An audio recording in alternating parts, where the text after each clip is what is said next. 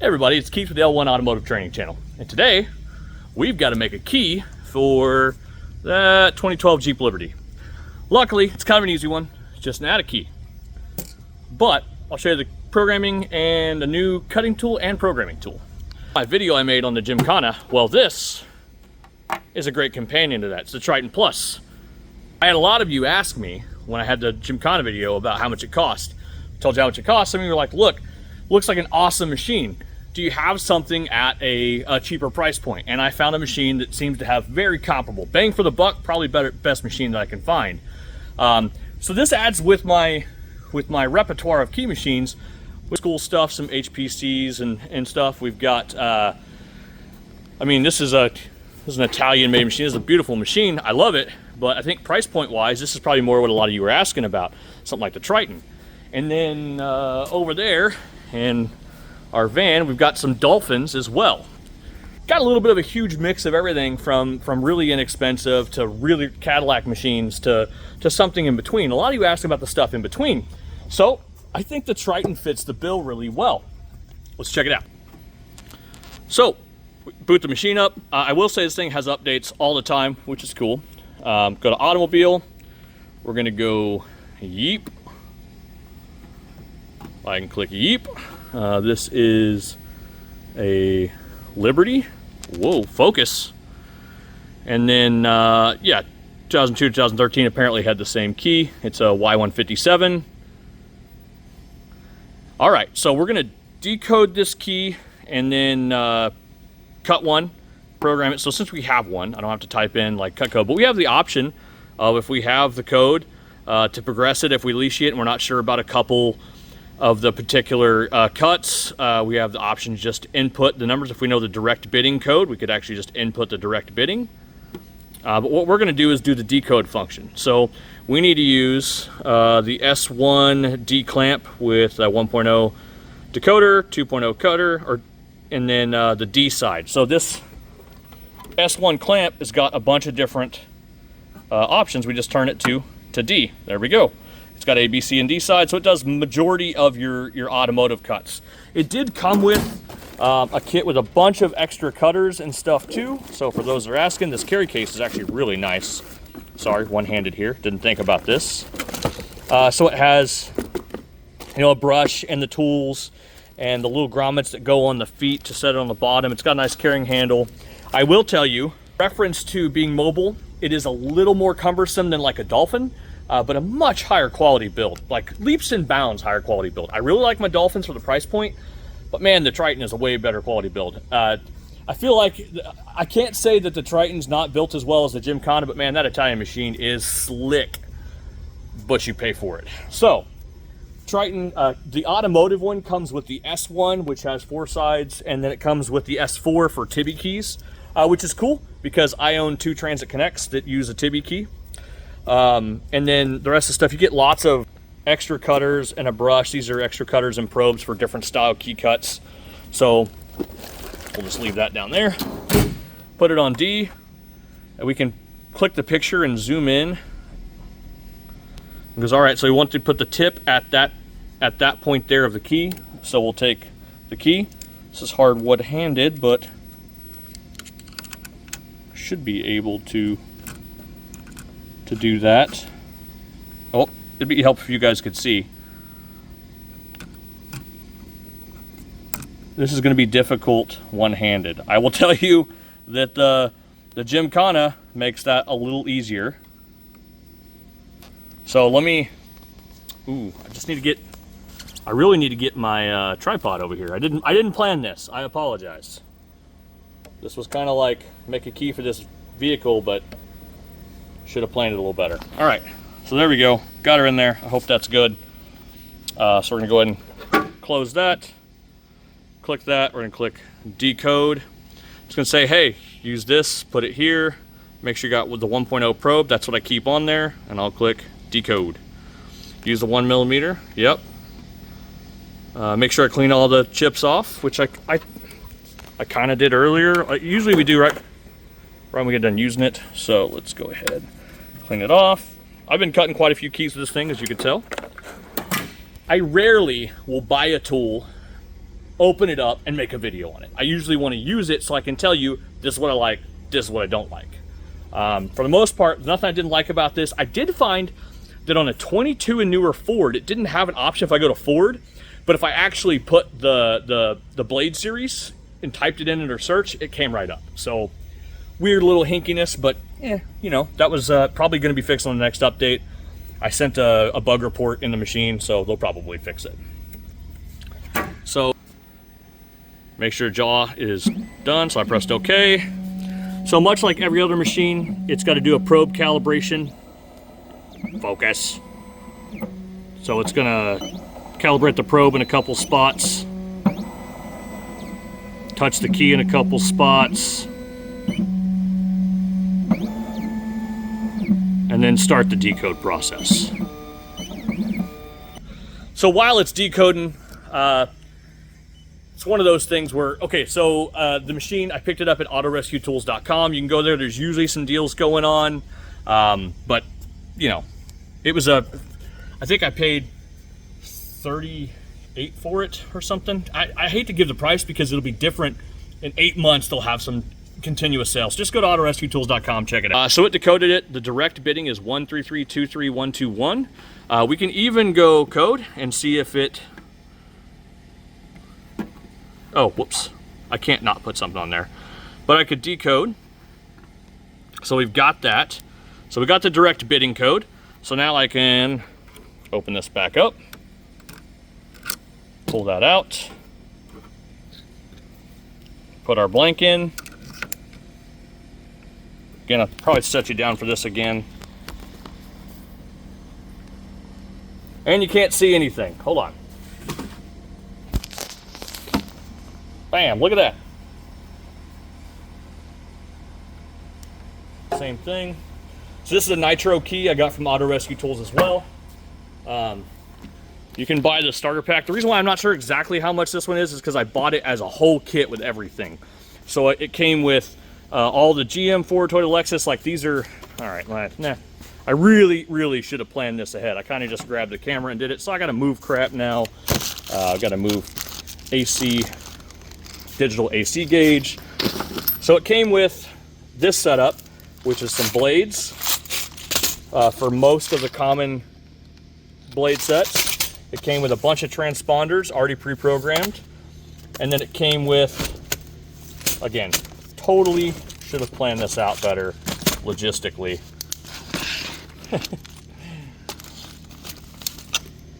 And then it came with this, which is the Make a Key headset. So it's got a whole bunch of heads that hold transponders and hold those blades that we just looked at. So if you're looking for an option to make an inexpensive key for like a car lot or something as a spare key or metal key, this is a great option. And then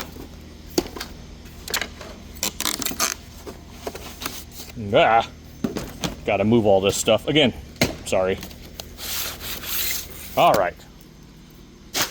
And then you can buy the set that comes with a bunch of them, and it's got all your common keys of remote head stuff and remotes for each brand. So this is the full Nitro key set, the nitrous keys. This is the GM bundle kit, but I got the full set that's got Honda, Acura, Chrysler, Nissan, your Hyundai, Kia, Mazda, Mitsubishi, Toyota, Lexus, Ford, GM sets. So I've got one of the ones out of the Chrysler set, and that's a nitrous key. So we'll go here, we got it all set, we'll hit cut. It says make sure you got it here, 2.0 millimeters, the one I'm using. I'm gonna hit OK. It says please use the 2.0. I got that in there. Oh, sweet thing. Oh, there's your storage for all your cutters. So, and then you got some more storage over here for your calibration blocks. They're not in there when you get the machine, you got to put them in there. So just so you know, there's storage for tools and cutters in the machine. You know how I know that? I read the instructions. So RTFM, read the fantastic manual. All right, we're gonna click okie dokie. Again, doing a calibration, making sure it knows where it's at. and then it's going to cut the key. So rather than watching that, you guys have watched a key cut a million times. So that's kind of an option. So I bought that as a package to put together with one of the new vans, because we were putting Eric in Northwest Arkansas and building a van so we could put it there. Eric ended up moving to Texas to be with family. He's got a new baby on the way, so congratulations, Eric. We're sad to see him go from the L1 family, but it's the best thing for his family to be closer to the rest of his family with his kids, and they're real young. So we're happy that he gets to make that move. That's a positive thing for his family. Unfortunate we don't move into Northwest Arkansas, but you know, we love them either way. So we've got these new tools set up for this, so we figured we got to use them. And I like this machine a lot better than the Dolphins. If I had to pick on the lower end scale of cost of the Dolphin versus the Triton, definitely this. I almost got the Black Widow, which is kind of almost in between even. But really just because it doesn't have to be mobile, and it can be, it still can be. It's just a little bit larger than a Dolphin. It just doesn't have a battery in it, so you got to have it plugged in. All right, looks like it's almost done. And on to what are we using to program this thing. So, had a couple options in the bundle. I was able to call Isaac at Auto Rescue Tools and be like, hey, can you sell me something like this bundle that's set up, but with something a little different tool-wise? And he was like, what are you thinking? So we got the Auto Pro Pad G3 with the EEPROM stuff and the breakout box and all the things.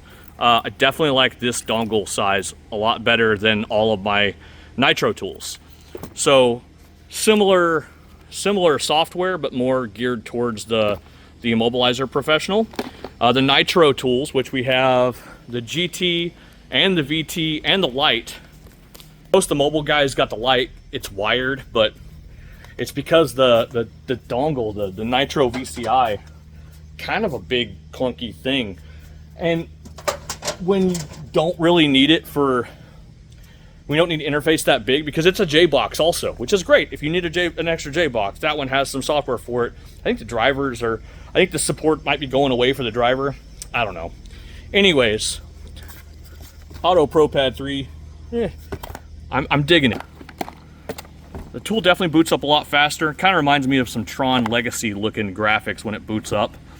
And if you're used to a Nitro tool, then used to the splash screen coming up and scaring you, like if you turn it on and walk away and forget, it's like, blah! Sorry, little dramatic there. But the splash screen isn't nearly as loud, just looks way cooler. So I'm gonna go ahead and hide my passcode from you. Got that in there. So it's got a big key programming button. Yeah, I agree, I won't steal any cars with it, I promise. So we got the key cuts. Let's I probably should check to see if the original works in the door as well. Let's go take a look and make sure this at least turns the lock cylinder and everything. Make sure I didn't mess it up. The key cut, typically I look at the profile and compare it to the original. So, sorry, I had shoulder surgery on this right arm, so it doesn't quite work like it's supposed to. Okay, that's the original. That works perfectly fine. Heck yeah. Crispy, baby. Very crispy. Oh, all right. We'll just unlock. At least that works. All right, let's go grab our scan tool. Auto Pro Pad G3. Da, da, da, da, da. It comes with this cool lanyard that's got like a little rubber ring that holds it on there. I will say that I've used the Triton more than I've used the G3. I've kind of let the guys use the G3. But comfortable enough with the tool. All right, I gotta hold you weird. Hold on. Stay with me. Don't fall. All right, you're okay. All right, let's get in here.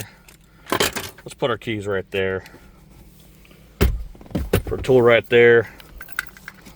Let's hook the VCI up. Again, I much prefer a smaller VCI like this. It's Chrysler. It's probably over there. Yeah, okay. Plugged in, you heard it beep. I like the yellow lanyard. Keeps me from forgetting it in the car. Let's make sure the lock cylinder, oh nice. Okay, let's turn the key on. We're gonna have a theft light there that's blinking probably. Yeah, because she's not programmed. All right, so we'll go right here. Well, we'll figure it out eventually. All right, so we're gonna go Jeep. Communicating with the VCI. Okay. Automatically identify. Hey, it's a Liberty. Yes. We're gonna go, I don't remember if it has a function where it will read the PIN and then also add the key, but let's just go program blank key and see if it'll read the PIN for me. Switch ignition to off, insert key, turn the ignition on, then press OK. I'm not going to cycle the key like it asked me to. I'm just going to press OK. Okay, it says enter the PIN. All right, so I need to go and read the PIN code. So I'm not going to show you the PIN because you already saw the VIN number. So it just showed it on the screen. It showed me the PIN. So I'm going to go program blank key. I'm going to type in the PIN.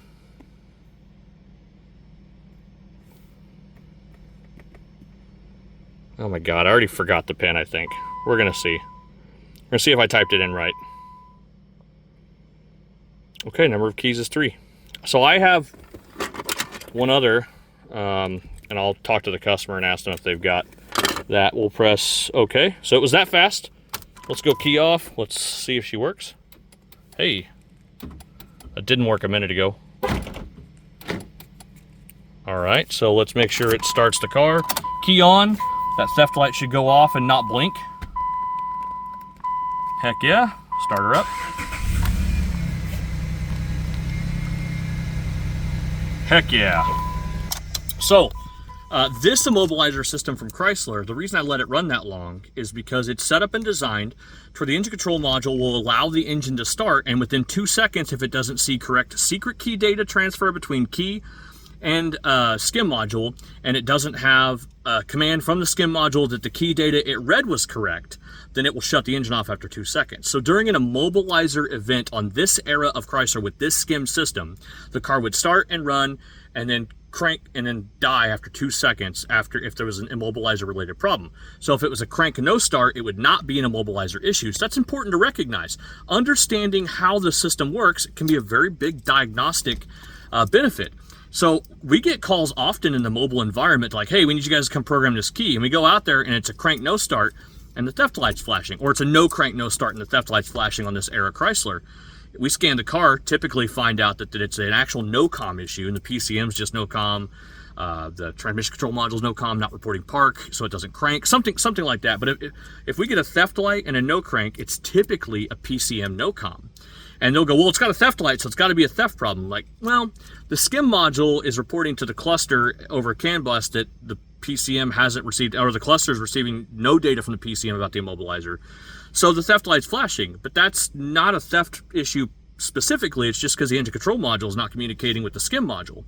So understanding how the system works, doing a pre-scan, having that diagnostic process. If you guys have been watching, the class we're doing live right now at L1training.com, $25 a month, is the diagnostic process. We talk specifically about these kinds of things, how you can quickly delineate between a fuel issue, a spark issue, a communication, no-com, or whatever issue based on how the system operates and what symptom you have. So by knowing that it's a crank, start, run for 2 seconds and die, and the immobilizer light comes on, it is truly an immobilizer related issue. It could be key, it could be the skim module, it could be a power ground issue to the skim, but knowing that a no crank with immobilizer light issue is not an immobilizer issue specifically, which means it's not the key and most likely not the skim or it wouldn't be the skim module at all.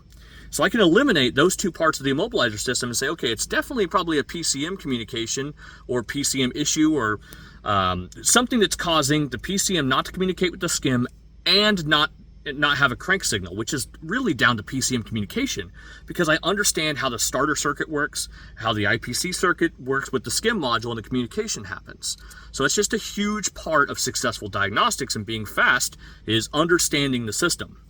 So if you're a technician that doesn't know a whole lot about diagnosis or think that something like that's interesting, check it out. L1training.com. Right now we're doing classes every Monday. There's also 100 hours of on-demand training, and there's a huge resource library of stuff for diagnostics, whether it comes to ADAS content, key programming, network diag, Immobilizer, programming, any of that stuff. We do a ton of content on all of those particular things. Now, if you're looking to sign up to learn how to do brake, suspension, all that stuff, not for you. That's not what our website's for. It's for diagnosticians, programmers, ADAS, Immobilizer specialists, those kinds of things. Really the high level of our industry. But if you like these kinds of videos more, let me know in the comments. If you don't like them, or I talk too much or something like that, tell me down in the comments. I'm not going to read it and don't really care. I'm not going to change what I do. I'll read it. But it does drive engagement, so I don't really care if you don't like it or not. I'm going to keep making this content. So we'll see you guys next time. Don't forget to hit the bell notification, subscribe, all that stuff. Anyways, if you want to see more videos, just send a comment of what kind of videos you want to see, and I'll try to make some more of those. We'll see you next time.